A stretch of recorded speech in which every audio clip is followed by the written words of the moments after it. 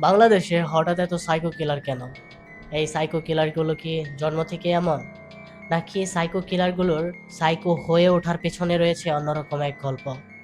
Pornography পর্নোগ্রাফির আসক্তি দিনকে দিন হাইজ্যাক করছে না তো আপনার কিংবা আমার মস্তিষ্ক?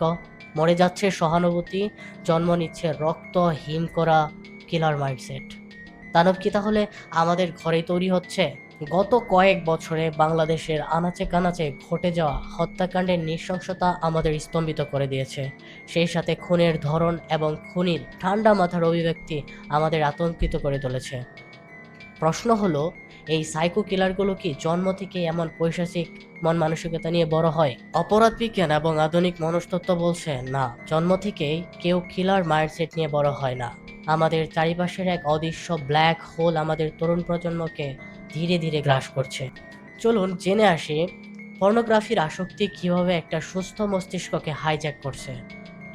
আমরা যখন মাদক গ্রহণ করি তখন আমাদের মস্তিষ্ক থেকে ডোপামিন নামক আনন্দের হরমোন নিঃসৃত হয়। তেমনি যখনই আমরা পর্নোগ্রাফিতে আসক্ত হয় তখন আমাদের মস্তিষ্কে ডোপামিন হরমোনের বন্যা বয়ে যায়। মাদক আসক্তদের মতো পর্নো আসক্তদেরও মস্তিষ্ক এক সময় সাধারণ উত্তেজনায় সাড়া দেওয়া বন্ধ করে দেয়। তখন তারা আরও তীব্র, আরও ক্ষতিকারক কোনো অনুভূতির খোঁজ করে। সাধারণ কন্টেন্ট দেখে যখন আর নেশা হয় না, তখন আসক্তির মোড় নেয় হিংসাত্মক, বিকৃত এবং চরম নিষ্ঠুর কন্টেন্টের দিকে। পর্দার সেই বিকৃতিটাই একসময় আমাদের বাস্তব জীবনের তাড়না হয়ে দাঁড়ায়। দীর্ঘদিন এইসব ডার্ক কন্টেন্টে ডুবে থাকার ফলে আমাদের মস্তিষ্কে 3টি পরিবর্তন দেখা যায়।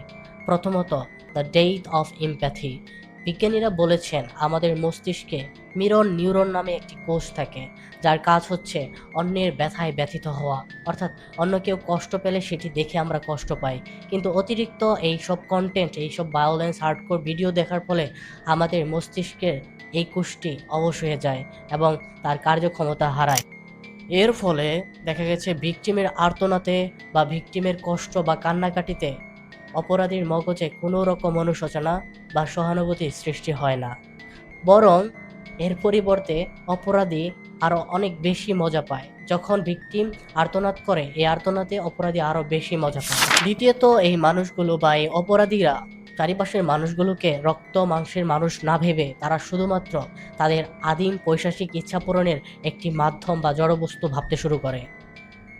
তৃতীয়ত, পর্দার ভেতরে এই চরম বিকৃতি এবং ভায়োলেন্সকে এই অপরাধীরা বাস্তব জীবনে স্বাভাবিক মনে করতে থাকে এবং একটা সময় বা একটা পর্যায়ে গিয়ে এই কাল্পনিক ফ্যান্টাসি যখন মগজে চাপ সৃষ্টি করে, তখনই এরা বাস্তব জীবনে এরকম নৃশংস কর্মগুলো ঘটিয়ে থাকে।